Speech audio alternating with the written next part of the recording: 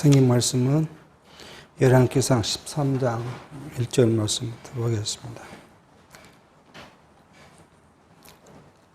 때에 하나님의 사람이 여호와의 말씀으로 인하여 유다에서부터 베델에 이르니 마침 여로보암이 단 곁에 서서 분향하는지라.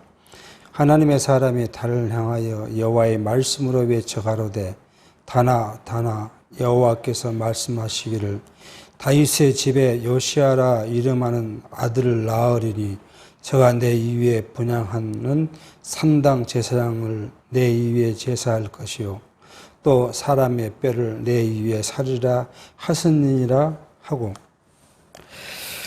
우리는 이제 하나님께서 이스라엘의 나라를 시험하시고 그들에게 훈련시키는 과정이 남과 북의 분열을 통해서 진행하시는 역사를 살펴갑니다. 지난 시간에 이미 한번 살펴봤습니다만은, 우리는 이 913년 르호보암 시대에 931년에 남과 북이 이제 분열되어 있었고, 이 북의 여로보암이 자기의 판단으로, 계획된 자기의 판단으로 했던 일들을 지금 우리가 네 가지를 성경은 소개를 했습니다. 그게 하나는 뭐냐 그러면 우상을 만들어서 하나님과 바꿨다. 이게 이제 금송아지죠. 금송아지를 만들어서 하나님이다. 이걸 하나님이다. 그렇게 이야기를. 너희가 예루살렘에 내려갈 필요가 없다. 너희를 예굽 땅 종되었던 집에서 인도해낸 하나님이 금송아지라고 지금 그렇게 이야기하면서 우상을 이제 만들었다. 그리고 하나님께서 지명한 성전, 예루살렘에 있는 성전을 산당으로 이제 산당을 곳곳에 짓고 그 산당에서 하나님을 제사하도록 그렇게 지금 명했다. 그리고 여호와 하나님을 섬기는 것보다는 뭐요? 우상을 섬기도록 지금 했다고 이야기를 해요. 우상 숭배를 이제 이야기를 하고 있고요. 네 번째로는 하나님이 명하신 규례, 그 규례가 하나님께 제사하는 것은 레위 자손 중에서 아론의 자손만 제사장으로서 하나님께 제사하고, 나머지 레위 자손은 어디서요? 성전에서, 성막에서 봉사하도록 하신 규례를 버리고 레위 자손이 아닌 보통 사람으로, 이것도 자원하면 이 제사장으로 임명을 했다. 그렇게 해서 이러한 것들을 통틀어 보면 이제 하나님의 규례를 범하는 그런 이제 일들을 우리가 살펴봤습니다. 근데 이것은 결국은 이게 이렇게 된 것의 핵심은 뭐죠? 우리가 핵심은 여로보암이 자기의 소견에 좋을 대로, 자기 좋을 대로죠.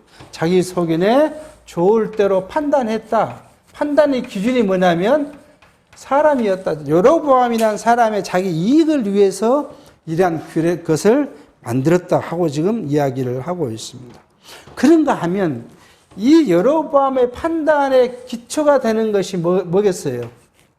우리는 불신앙으로 이제 우리가 생각해 볼 수가 있겠습니다. 왜요?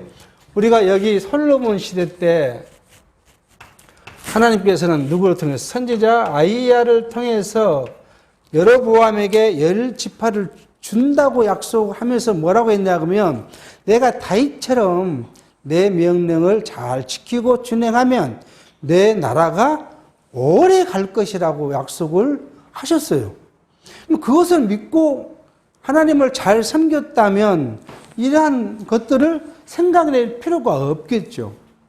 하나님의 약속을 까마득하게 잊었든지 믿지 않았든지 하여튼 결과적으로는 불신앙 때문에 온 이러한 계획들이 여로보암에게 있었다고 이제 우리는 성경을 통해서 찾아볼 수 있게 합니다.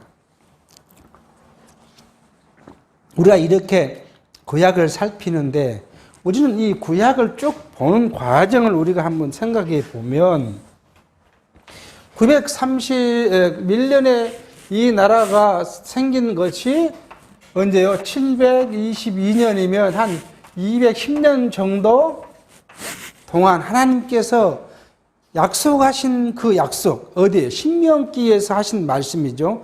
내를 사랑하고 내 계명을 지킨 자에는 은혜를 언제요? 수천 대까지 줄 것이고, 나를 미워하고 내 계명을 지키지 않는 자에게는 그 벌을 3, 4대까지 이르게 하겠다고 하셨던 하나님의 약속이 북이스라엘은 짧으면 그 왕대에 아니면 2대, 뭐 1대, 2대 아니면 3 내지 4대에 가면 그 왕조가 꼭 멸망하고 새로운 왕조가 생기고 또 생기고 계속했고, 언약된 다윗의 가문은 꼭 어떨 때는 끊어질 것 같은 일이 있었죠. 지금 오늘 요시아가라는 이름이 나왔는데 이 요시아 때가 그렇습니다.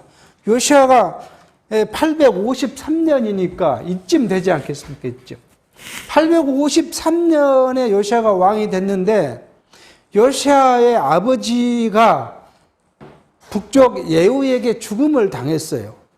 그러니까 요시아의 할머니인 아달랴가, 이 아달랴는 아합 왕의 손녀예요.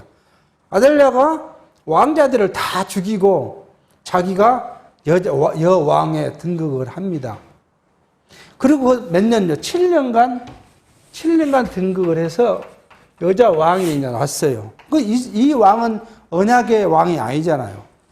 그럼 우리는 이 언약의 왕이 이제 사라졌으니까 다윗의 왕조가 무너져야 되는데, 왕자를 죽일 때 누구예요? 자기 누이가 핏덩을 어린 요아스를 데리고 이제 제사장 이제 성전에 가서 20애를 키웠어요.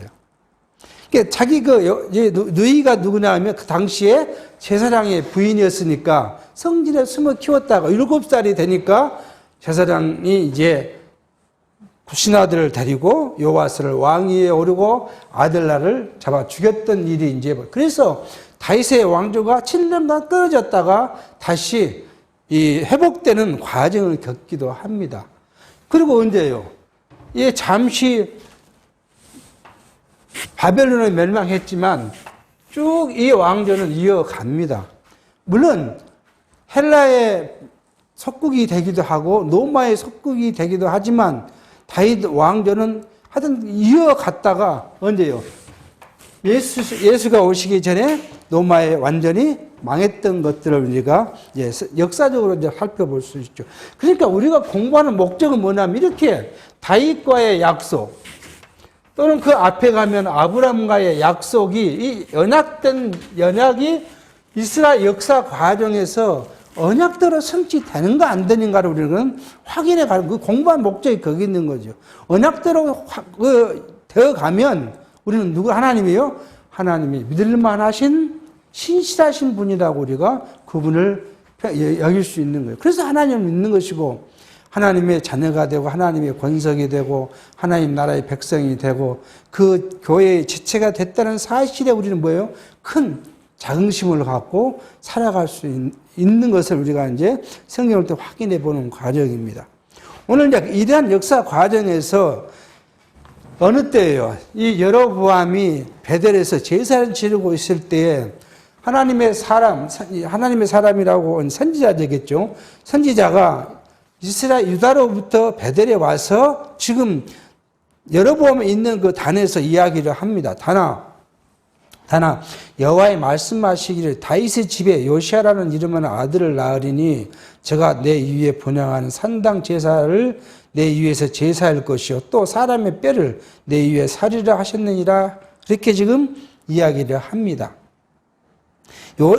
이 역사는 언제 이루어지냐 그러면 바로 지금 이제 853년에 이루어져요. 그래서 요시아가 정교 계획을 일으키는데 타락한 성전을 이 성전세를 받으면 그 성전세로 성전이 타락한 곳을 이게 수리를 해야 되는데 제사장들이 성전세를 받아서 다 뭐요? 착복해버리고 타락한 성전을 수리하지를 않아요. 그래서 이제 요시아가 어쨌든 장이 이제 매형이잖아, 제사장인. 매형의 지도를 받을 때 그 성전을 회복을 시키기 위해서 테라간 성전을 수리하는데 그때 수리하다 보니까 어디에 감춰져 있는 율법서를 발견하게 돼요. 그래서 그 율법서를 갖다가 낭독을 하고 이스라엘 백성들에게 율법을 준수하도록 이게 신앙 부흥 운동을 하는데 그때 성경은 뭐라고 이야기하냐면 다윗 왕 이후에 처음으로 유월절을 지켰더라 그렇게 이야기를 해요. 그냥 그동안에 사실 성전이 있고 제사를 지낸다고 하지만 완전히 뭐예요? 엉터리였다는 거죠. 하나님께서 이스라엘 백성들에게 자기를 기억하게 하는 방법이 하나가 뭐냐면 절기를 지키라는 거잖아요. 유월절, 초막절 뭐 이런 것들을 지켜서 그 절기를 지킴으로써 누구를요? 하나님께서 애굽 땅 종되었던 우리를 해방시켰다는 것을 누구를 통해? 아버지를 통해서 대대로 교육하고 그 전통을 이어가도록 하셨는데 이스라엘 백성들은 아예 그 자체를 하지 않았다는 거예요. 자기 좋을 대로 했다는 거예요. 오히려 그들이 어디 가서요? 솔로몬 때 이미 시작했잖아요. 이방신에 가서 절하고 숭배하고 그렇게 해서 하나님을 다 잊어버렸다는 것을 우리가 살펴봤습니다. 이렇게 이제 이 하나님의 선지자가 단에 대한 하나님의 이 언약을 결국 한 300년 후에 요시아가 이루어졌다는 사실을 오늘 우리는 확인한 겁니다. 그러니까 이때 약속한 것이 한 300년 후에 이루어졌다. 하나님의 말씀은 신실해서 하나도 남김이 없이 다 성취된다는 사실을 우리가 확인합니다. 3절입니다.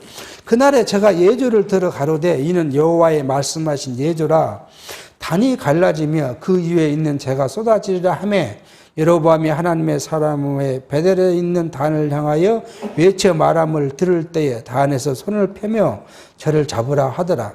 저를 향하여 편 손이 말라 다시 거두지 못하며 하나님의 사람의 여호와의 말씀으로 보인 예조대로 단이 갈라지며 제가 단에서 쏟아진지라. 왕이 하나님의 사람에게 말하여 가로되 청컨대 너는 나를 위하여 내 하나님 여호와께 은혜를 구하여 내 손으로 다시 성하게 기도하라. 하나님의 사람이 여호와께 은혜를 구하니 왕의 손이 다시 성하여 전과 같이 되니라. 이 요시아라는 사람이 나타나서 할 일에 대한 것이 사실이란 것을 뭘 통해 이제 예조로 보여줬는데 단이 갈라지고 재가 쏟아질 것이다. 그렇게 지금 이야기한 대로 그 단이 갈라지고 재가 쏟아졌다. 근데 그때 누구예요? 여로보암이 하나님의 사람을 잡으려고 손을 내폈더니 그 손이 말랐다. 요즘부터는 이제 소아바미처럼 됐다는 거겠죠. 이렇게 되니까 여로보암이 하나님의 사람이 오히려 자기가 믿는 하나님이 아니라 누구예요? 선지자가 믿는 하나님께 구해서 은혜를 베풀어서 내 손이 성하게 해달라고 이야기를 하고 기도했더니 그 여로보암의 손이 성하게 청했더라. 그렇게 지금 이야기합니다. 이 예조는 뭐예요? 하나님의 예언이, 이 지금 단에 대한 하나님의 예언이 이루어질 것이라는 것에 대한 증거로서 하나님의 사람에 대한 그 일을 지금 진행하고 있는 걸 볼 수가 있습니다. 우리가 성경 신명기 18장 20에 자주 이제 상고한 말씀입니다만은 만일 선지자가 있어서 여호와의 이름으로 말한 일이 점도 없고 성취함도 없으면 이는 여호와의 말씀하신 것이 아니요 그 선지자가 방자히 말하니 너는 그를 들어 말지라 이렇게 말을 하십니다. 그러니까 선지자가 말한 예언은 뭐가 있어야 돼요? 꼭 그게 이루어지는 증언이 있다. 그것이 없이는 선지자의 말은 혼자 하는 것이다. 그렇게 지금 성경은 이야기합니다. 그러니까 확실히 어떤 선지자에게는 알 수 없지만 유다로부터 온 선지자가 말한 이 예언은 분명히 이루어질 것이라는 것에 대한 증거로서 지금 단이 갈라지고 재가 쏟아지고 여로보암의 손이 말랐다 기도하니 다시 성하게진 이 사건을 통해서 뭐요? 여로보암에게 분명하게 오늘 예언한 이 예언이 그대로 이루어질 것이라는 것을 지금 우리에게 보여주고 있는 말씀이라고 보게 됩니다. 근데 현대에도 그런 신비주의자들이 있죠. 하나님을 너무 멀리 하는 사람도 있지만은 진리를 모르고 그냥 신비에 빠진 사람도 있어요. 특히 기도 많이 하신 분들이 그래요. 신비자들이 있어요. 그러니까 신비자들은 그렇게 해서 이적과 기사를 봐야만 하나님이 뭔가를 하셨다고 생각을 해요. 근데 얼마나 이게 성경을 모르는 일인가, 모르는 척상가를 보게 됩니다. 고린도전서 13장 8절 이후에 이런 말을 하죠. 사랑은 언제까지 있는지 떨어지지 아니하나 예언도 패하고 방언도 패하고 방언도 그치고 지식도 패하리라. 우리가 부분적으로 알고 부분적으로 예언하니 온전한 것이 올 때에는 부분적으로 하던 것이 패하리라고 이야기를 합니다. 그러니까 성령께서 오셔서 이 성경이 완성하기 전에는 뭘요? 육체적인 모형적인 사건을 통해서 그것이 사실이라는, 하나님의 말씀이 사실이라는 것을 우리에게 보여줬죠. 성령이 사도행전 1장에 성령이 오심으로써 어떻게 나타나요? 성령이 왔다는 표정이 비둘기 같이 임했다 그러고 불의 핵처럼 임했는데 그 결과가 뭐예요? 제자들이 나가서 길에서 방언으로 이 말을 한 것이죠. 근데 그 방언은 제자들이 한 방언이 어떤 말인지는 모르지만 그 당시에 그 세계 각 로마의 각지에 있던 사람들이 성지순례처럼 예루살렘으로 왔는데 그 보니까 각 자기 말로 들리더라. 성경 그렇게 이야기했어요. 베드로가 말한 것이 뭐 천국의 말을 한 것이 아니라 베드로는 자기의 이 말을 했지만 듣는 자들은 다 자기 나라 말로 들렸다. 이것이 지금 방언의 핵심입니다. 그러므로서 하나님 성령이 왔다는 것을 증명하는 것이고 복음이 전파되게 한 것인데 오늘도 그것을 원하는 사람들이 있어요. 방언을 막 합니다. 과거에 그 부흥집회 하면 막 방언하고 난리죠. 재밌는 설례가 있어요. 제가 나갔던 한 교회 그 방언을 했는데 앞에 방언하는 분에게 무슨 이야기를 했냐니까 아무 말도 자기는 아무 말 뜻도 모른다는 거예요. 그냥 나온 대로 했다는 거예요. 그러니까 성경은 거의 무의가인 거라 그래요. 자기 뜻도 모르고. 그럼 예언도 마찬가지죠. 앞에 사람이 예언을 했는데 다른 예언이 오면 뭐요? 앞에 한 예언은 그치고 다른 예언자가 예언. 그리고 그 예언을 할 때는 누가 있어야 한다고요? 예언을 해석하는 사람이 있어서 그 예언이 누구에게 그 듣는 자들에게 유익해야 하는데 예언이 뭔 말인지도 모르고 해요. 자, 그 현대 지금 신비주의자들이 그렇습니다. 그런가 하면 예수께서는 우리에게 이렇게 마태복음 7장 22절에 그날에 많은 사람 나더러 이르되 주여 주여 우리가 주의 이름으로 선지자 노릇하며 주의 이름으로 귀신을 쫓아내며 주의 이름으로 많은 권능을 행치 아니하나이까 하리니 그때 내가 저에게 밝히 말하되 내가 너희를 도물지 알지 못하니 불법을 행하는 자들아 내게서 떠나가라 하니라. 예수께서는 자기의 이름을 빙자해서 했던 많은 사람들이 있겠지만 나는 그를 모른다. 그렇게 말씀하시고요. 24장 23절에 그때 사람들이 너희에게 말하되 보라 그리스도가 여기 있다. 혹은 저기 있다 해도 믿지 마라. 거짓 그리스도들과 거짓 선지자들이 일어나 큰 표적과 기사를 보이어 할 수만 있으면 택한 자들은 미혹하게 하리라고 예수께서는 이미 말세에 어떠해요? 거짓 선생과 거짓 그리스도와 거짓 선지자가 나타나서 성도들을 미혹할 것에 대해서 이야기를 합니다. 오늘 얼마나 많습니까? 내가 예수라는 사람도 많고 예수라고 하면 또 너무 직설적이니까 뭐라고요? 자기는 뭐 감람나무라고 박태선 씨 같은 사람은 내가 구약의 감람나무가 누구를 가리킨대요? 오실 그리스도를 가리키니까 자기가 예수라는 이야기죠. 근데 그렇게 이제 우아해서 자기가 예수라고 이야기하는 사람과 있는가 하면 아니 뭐 문선명이는 또 어떡해요? 요즘에 많이 옆에 있는 교회들은 어떨까요? 이 사람들은 다 누구를요? 그리스도라고 해요. 그런데 우리는 뭐 여러 가지 나는 절대 그린데 넘어가지 않을 거야 하고 할 수 있는가 모르지만 하나님 성령이 우리를 딱 붙잡아 주지 않으면 어느 순간 우리는 그들에게 훅 넘어갈 수밖에 없어요. 뭐가 좋으니까요? 육체가 더 좋아요. 육체의 것이 달콤하고요.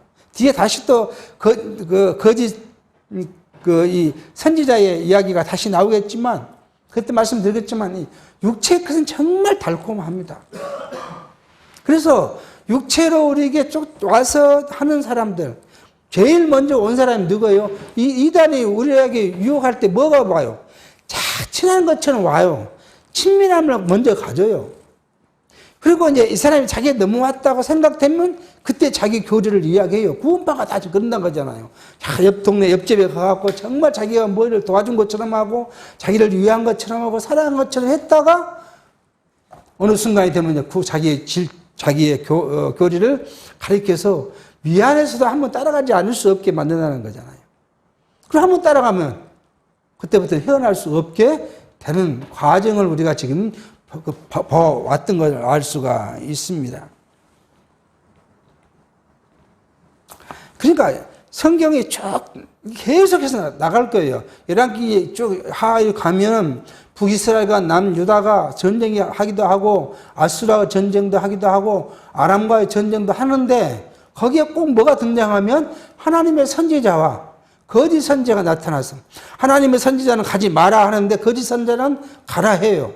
하나님의 선지자가 가면 너희가 망한다 했는데 거짓 선지자는 가면 모든 전쟁에 승리한다고 이야기해요. 그런데 결국 어째요? 망해서 죽어서 돌아가게 해요. 그러니까 하나님의 선지자의 예언과 그 약속은 꼭 이루어지고 그 증언이 있다는 것을, 그리고 거짓 선지자들은 증언이 없는 결과가 다 거짓이라는 것을 드러나게 해 보이는데, 오늘도 지금 여로보암에게 하나님의 사람을 통해서 하신 예언이 확실히 이루어진다는 것을 지금 나타내 보여주고 있는 걸 보게 합니다. 자, 7절입니다. 왕이 하나님의 사람에게 이르되 나와 함께 집에 가서 몸을 쉬라. 내가 내게 예물을 주리라. 이제 여로보암 왕이 자기가 같은 사건을 들고 나니까 가서 이제 접대를 하고 싶은 것이죠. 그런가 하면 이 사실은 이 여로보암이 접대하고자 한 것이 선한 마음보다는 성경 전체를 보면요, 선지자를 회유해서 자기 편을 만들고자 하는 그런 의도가 컸다고 볼 수가 있겠습니다. 하나님의 사람이 왕께 대답하되 왕께서 왕의 집 절반으로 내게 준다 할지라도 나는 왕과 함께 들어가지 아니하고 이곳에서 떡도 먹지 아니하고 물도 마시지 아니하느니 이는 곧 여호와의 말씀이 내게 명하여 이르기를 떡도 먹지 말며 물도 마시지 말고 왔던 길로 돌아가지도 말라 하셨습니다 하고.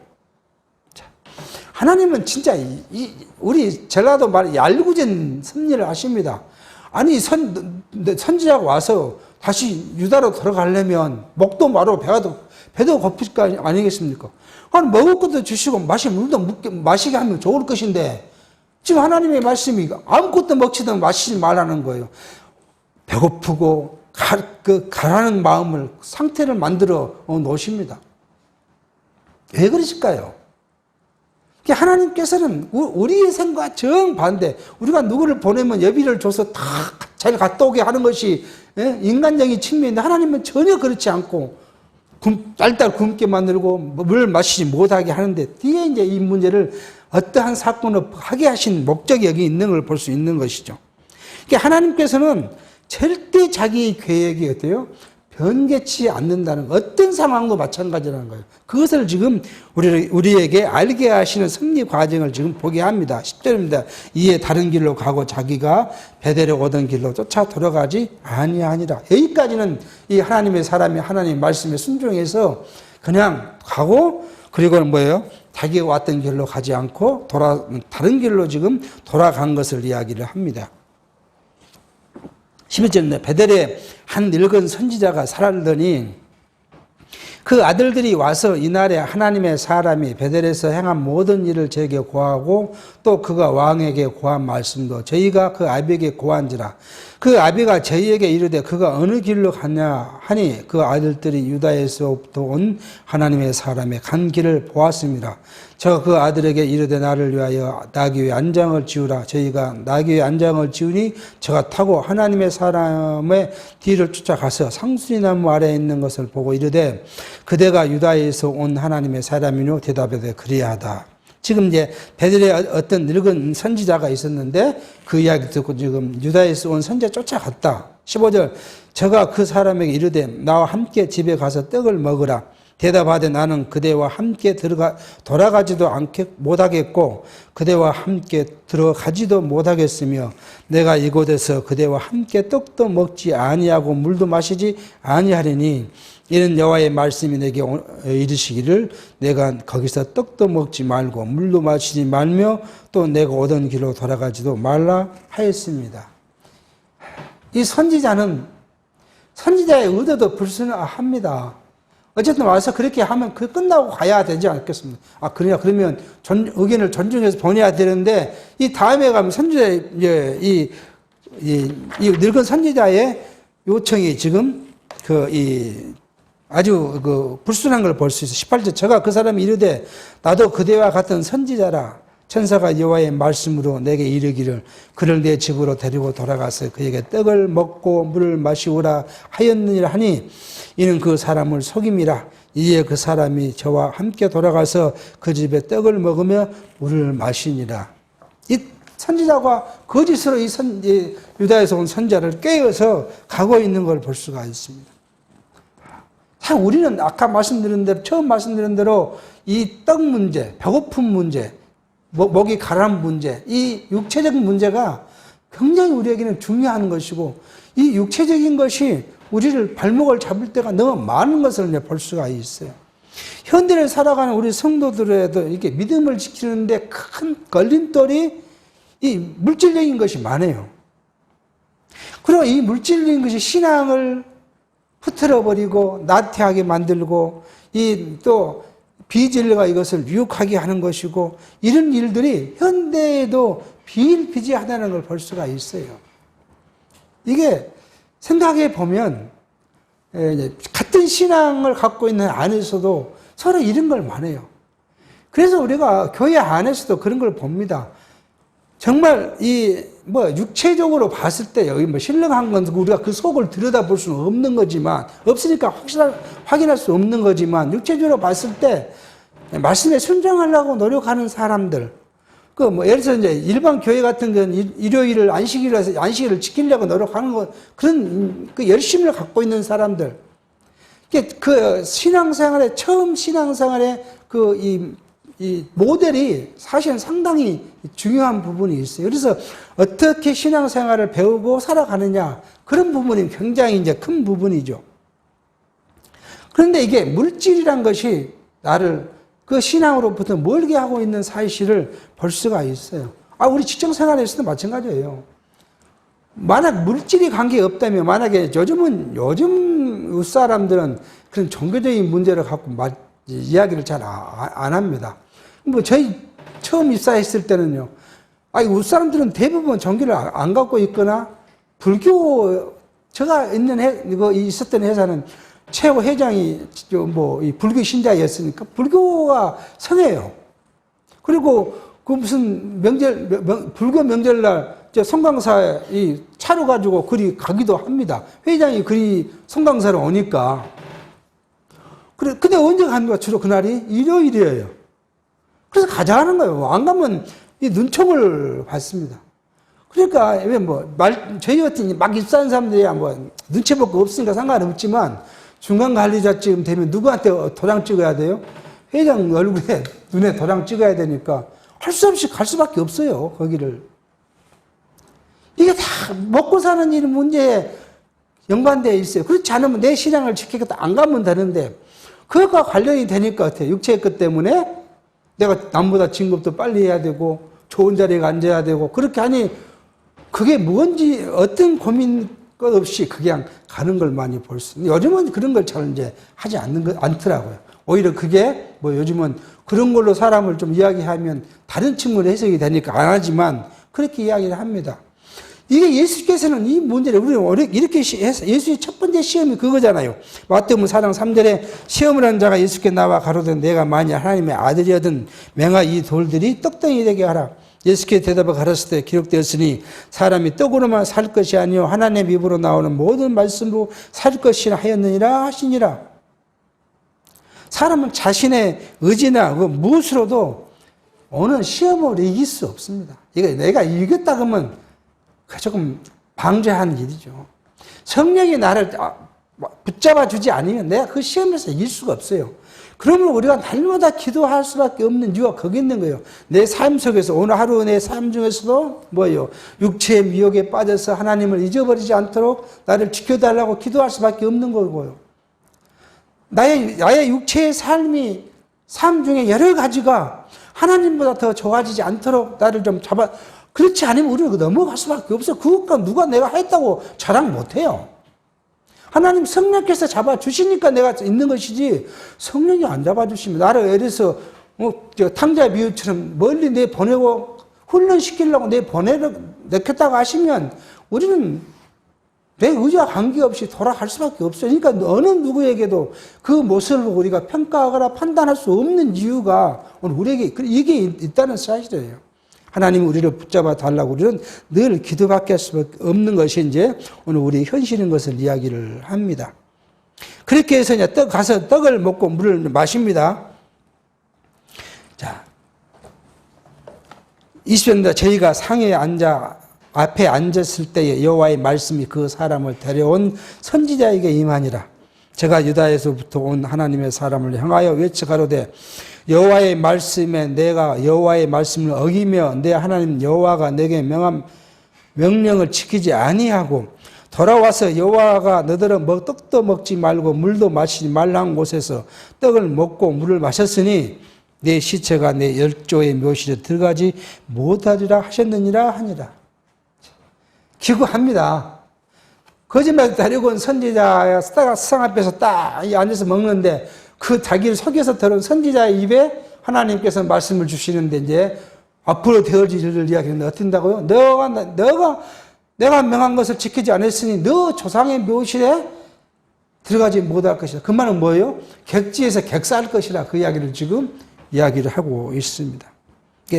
선지자가 최 음식을 다 마치기 전에 이 말씀을 합니다.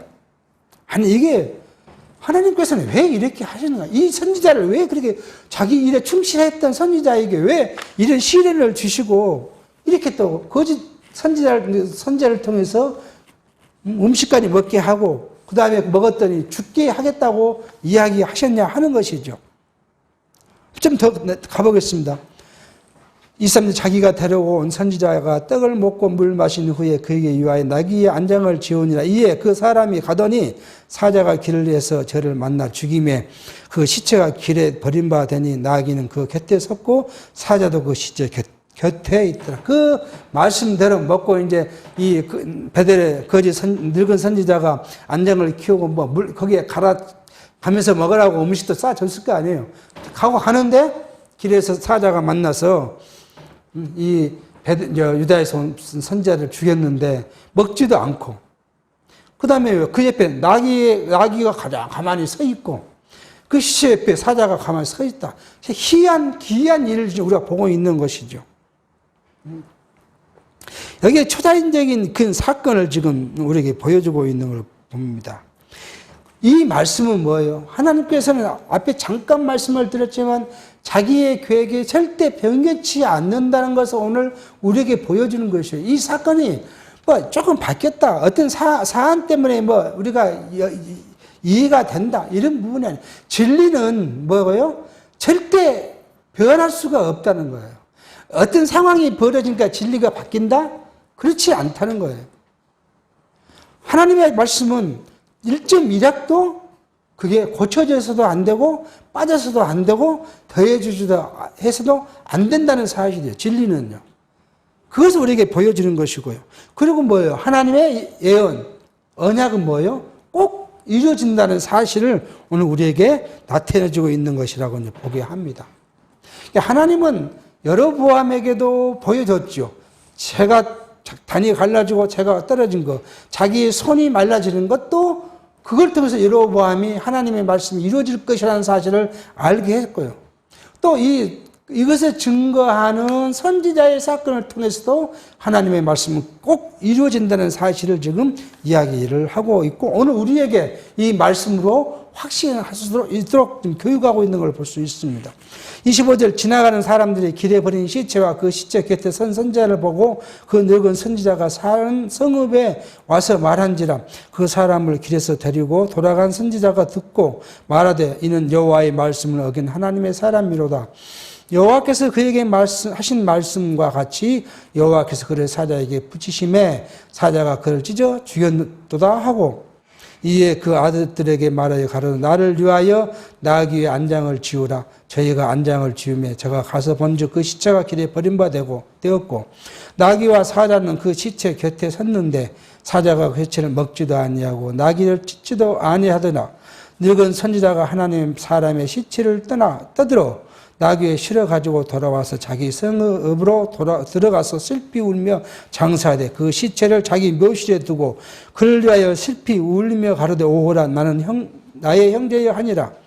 그 사람을 장사한 후에 저가 그 아들들에게 말하여 가로되 내가 죽거든 하나님의 사람을 장사한 묘실에 나를 장사하되 내 뼈를 그의 뼈 곁에 두라.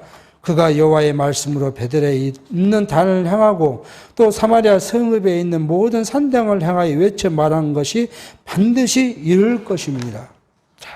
이 늙은 선지자는 이 사건을 통해서 뭐예요? 하나님께서 당과 북이스라엘에게 하신 말씀이 분명히 이루어질 것이라는 사실을 이 과정을 통해서 확인한 것을 스스로 지금 이야기하고 있는 걸 볼 수가 있습니다.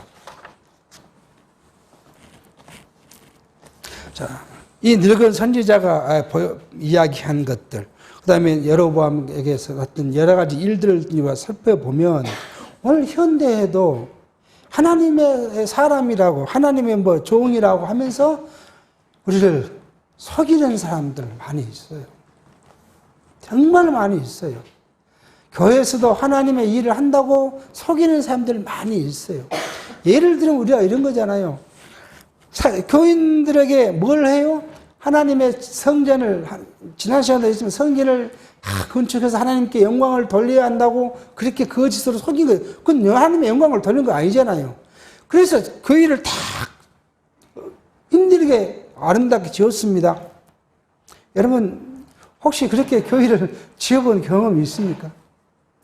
교회를 짓고 나면요, 성도들도 자만심이 큽니다. 다른 사람들에게, 이번에 우리 교회 이렇게 교회 성전 건축했다고. 그러면서 자랑을 엄청나게 합니다. 자기가 뭘 한 것처럼 이야기해요. 자, 목사는요, 목사끼리 모이면 자기의 능력을 과시합니다. 교회는 이렇게 해서 성전을 건축해야 돼. 연보를 이렇게 걷어들여야 돼. 그렇게 해서 결국은 뭐예요? 다 자기의 것들을 드러내 보이고, 하나님의 영광이 아니라 자기들의 영광을 드러내 보이는 일을 볼 수가 있어요. 그러니까 교회도요, 모든 걸 하나님의 뜻이라고 하나님의 일이라고 빙자해요. 그렇지만 그렇게 않고 막 그것이 내 뜻이라고 내 생각대로 한다고 하면 누가 따라주겠습니까? 다 하나님의 를 빙자해야 따라오는 것이죠. 저주를 해도 하나님의 이름을 가지고 저주를 해요. 그러면 어떻게 성도들은 무서워합니다. 왜요? 목사는 누구니까요? 하나님의 정권대사라고 가리키니까. 하나님의 신실한 종이라고 가리키니까. 하나님의 종이 저주하면 곧 내게 저주가 임한다고 생각을 해요. 그런데 뭘 안 가르쳐줘요? 그렇게 말한 목사의 저주가 안 되면 그 목사의 말은 거짓말이라고 성경이 이야기하는데 그건 안 가르쳐요. 그렇게 하면 성도들이 안 따라오니까요. 그 말을 싹 빼요, 성경에서는. 이렇게 오늘 현대를 살아가는 성도들에게도 하나님을 빙자한 이 거짓 선생들이 앞으로도 더 많이 생기겠죠. 이달은 이달이니까 우리가 좀 색안경을 썼으니까 한다 치더라도요. 교회 안에서도 마찬가지라는 거예요. 교회 안에서. 그러니까 우리가 교회 안에 어떤 행사를 하고 무엇을 만들 때 우리가 참 심사숙고하게 생각해야 될 부분이 거기가 있어요. 가끔 제가 말씀드리지만은 한 100명, 150명 된 게, 당회가 없던 교회가 한 100명쯤 되면 당회를 만들잖아요. 그래서 장로를 선임을 합니다. 권사를 선임하고 안수사를 한 번 할 때 이렇게 해요. 하고 나면 어떻게 해요? 항상 분란이 나고 싸우고 나눠지고 그런 일이 벌어집니다. 또 교회를 딱 건축을 했어요. 그러면 정말 하나님의 뜻대로 건축을 했으면 건축하는 성도들이나 그것을 앞에 진두지휘한 목사님이나 다 어떻게 해야 돼요? 굉장히 기쁨이 넘쳐야 되는데 건축하고 난 뒤에 뭐라고 해요? 또 싸고 시작합니다. 왜요? 왜 그랬을까요? 그럼 저는 단편적으로 보면 그래요. 이게 하나님의 뜻이 아니었다는 거예요, 이게. 하나님의 뜻이 그렇게 이루어졌으면 그런 결과가 나올 수가 없죠. 그 결과는 어떻게 나와야 돼요? 사랑과 희락과 뭐 이런 것 이렇게 나타나야 되는 건 맞는 거예요. 사람의 뜻이 다 뜻대로 우리가 뜻을 모아서 했다면, 근데 뭔 뜻대로요? 사람의 뜻대로 했기 때문에 이제 네가 공이 크냐 내가 공이 크냐 싸워야 돼요. 그러니까 결국은 교회는 나중에 그 열매를 보고라 판단할 수 있는 거예요. 처음에는 다 하나님의 일이라고 그러고 하나님을 이야기하니까 우리가 거부할 수 없고 따라가지만 그 결말이 아름답지 못함. 그건 다 사람의 뜻이었다는 걸 우리가 생각해 보게 합니다. 이게 오늘 지금 성경을 통해서 우리 거짓 것에 대한 거짓 그리스도, 거짓 선지자인 것들을 우리가 쭉 이야기하고 있는 걸 보게 합니다.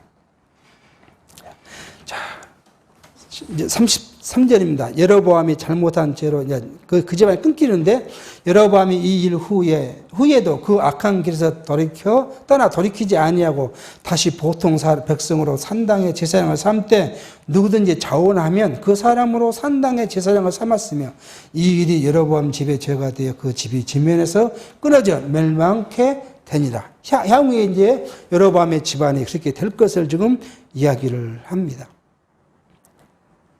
우리는 오늘 이 일을, 지금 이걸요, 이 일을 성경은 계속 이야기를 합니다. 이 일을 뭐라고요? 여로보암의 길. 이렇게 성경은 가서 계속 이야기합니다. 어떤 왕이 올라오면 왕이 악하여 여로보암의 길로 행했더라. 한 줄로 그 사람을 평가를 그렇게 합니다. 그러면 어땠다고요? 우상 숭배했다는 거잖아요.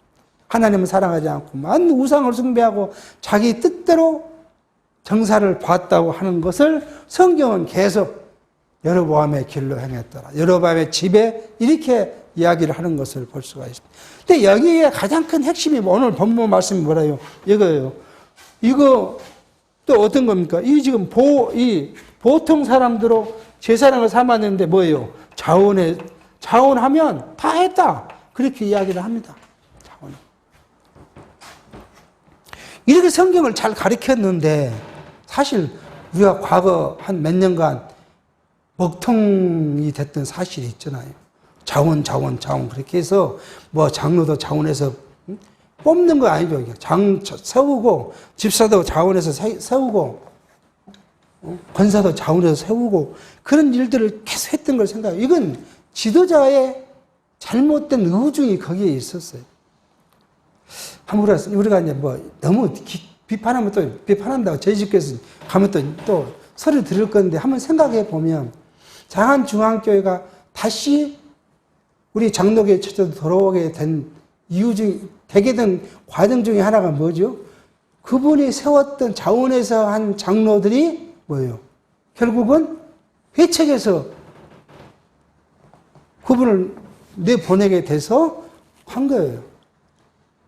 그러니까 우리는 하나님의 일, 하나님의 뜻은 자원이든 뭐든 중심이 어디에 있어야 돼요? 하나님의 은혜, 은사에 있어야 돼요. 은사에. 그 은사가 누가 판단해요? 내가 판단한 것이 아니라 교회가 판단해요.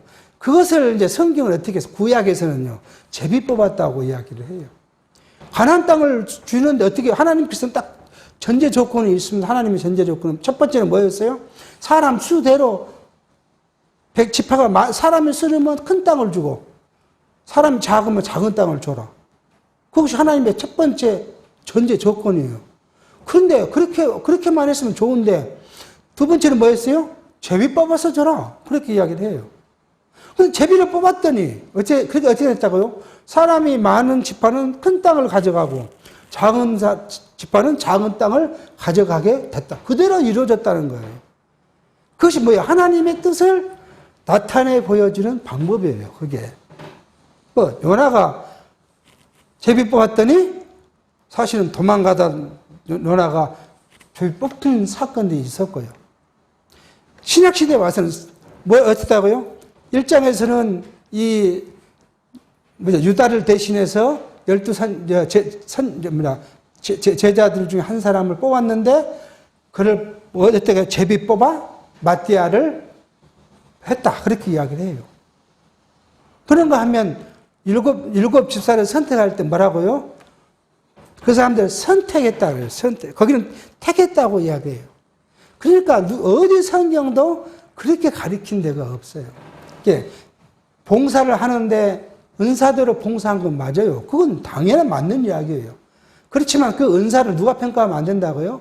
자신이 평가하면 안 된다는 것을 성경을 통해서 보게 해요. 그것을 장로교 헌법에서 뭘로요? 투표라는 개념으로 하나님의 뜻을 모으자는 거예요. 그게 뭐 투표가 절대적인 선이고 그런 의미로 해석한 것이 아니라, 하나님께서는 투표하는 자들의 마음을 하나님이 주관하셔서 하나님의 뜻이 부여된 자가 선출될 것이라는 그런 믿음으로 우리가 투표를 하는 거예요. 근데 참 놀라운 것은 이 주변에 제가 있던 데나 저희 동네들 친구들 있는 교회 보면 뭐예요? 당회가 이렇게 선정한 사람이 있어요. 이번에는 누구를 이제 장로로 하자. 하나도 안 된다는 거예요. 그게. 그 뜻대로 안 된다는 거예요. 그러니까 꼭 시키려고 하니까, 사람이 뜻이니까. 그 다음에 뭐 해야 돼요? 2차 투표, 3차 투표, 4차 투표. 그러면요, 교회가 시끄러지겠죠. 사람의 뜻을 관찰하다 보니까 첫 번에 해서 안 됐으면 그냥 안 됐다. 그럼 다음에 합시다. 그렇게 해야 되는데 어떻게 해야 한다고요? 사람의 뜻을 관찰하려고 투표를 1차에서 아무도 안 나오니까 2차, 안 나온 거 3차, 4차 가서 억지로 이제 됐는데 하고 나니까 아까 말씀드린 대로 다툼이 생기네. 사람의 뜻이 반영되고 나니까. 우리 좀 멀지만 우리 교회 소속의 교회도 그랬잖아요. 그 교회 목사님이 그 해에 장로 투표를 하겠다. 그럼 하려면 그때 하라고 노예에서 권장을 했어요. 근데 하려고 보니까 어떤 집사님이 당시에 분위기가 나빠서 그 집사님은 투표하면 떨어질 것 같다는 거예요. 그래서 1년을 연기했어요. 1년을. 연기해서 투표를 했어. 근데 그 염려한 집사님이 투표에 이제 선출됐어요. 그래서 장로 장립을 했습니다. 장로 장립을 하고 1년도 안 돼서 그 장로님이 이것저것 이의를 제기해서 소란해집니다. 근데 차라리 그 1년 전에 해버렸으면은 그런 소란스러운 일이 없었을 거 아니에요. 근데 꼭 거기에 누구를 이게 세워야겠다는 사람의 뜻이 딱 모이니까 그 당시에 안 하고 1년 후에 하더니 결국 그런 사태가 벌어지는 걸 볼 수가 있습니다. 우리 안에서도 뭐예요? 하나님의 뜻을 구하는 것에 대해서 굉장히 우리는 많이 고민하고 생각하고, 그리고 무엇을 배제하더라도 사람의 뜻을 배제하는 것에 우리는 철저히 인식을 할 필요가 있지 않는가 생각을 합니다. 오늘 지금 이 여로보암의 사건을 통해서 거짓 베델의 선지자가 하나님의 이 일들을 확증해 주는 사건들을 지금 보게 됩니다. 이것들을 우리가 이제 앞으로 계속 이제 여로보암의 이것이 뭐예요? 부패, 타락이잖아요. 이 타락의 결과가 어떤가는 14장에서 살피도록 하겠습니다. 기도하겠습니다. 하나님 아버지, 오늘 또 여로보암이 하나님의 언약의 이 왕조를 이탈케 하신 대로 이탈한 후에 여러분 자신의 이익을 위해서 자기 판단대로 하나님 앞에 부패한 내용들을 살피고, 이 부패한 이 내용을 저주하는 유다에서 온 선지자와 베델에 늙은 선자의 사건을 통해서 하나님의 말씀은 변개치 않는다는 것을 확인해 봅니다. 뿐만 아니라 하나님의 약속하신 언약, 선포하신 것은 결코 하나도 남김없이 이루어짐을 확인함으로써 하나님이 우리에게 신령한 것을 약속하신 그 약속이 하나도 남김없이 우리에게 성취될 것이라는 것 또한 우리가 믿어지도록 하나님께서 우리에게 함께 해주시고 그 믿음을 통하여 우리의 심령이 평강을 얻을 수 있도록 은혜를 허락해 주셨기를 바라오며 예수의 이름으로 기도하옵나이다. 아멘.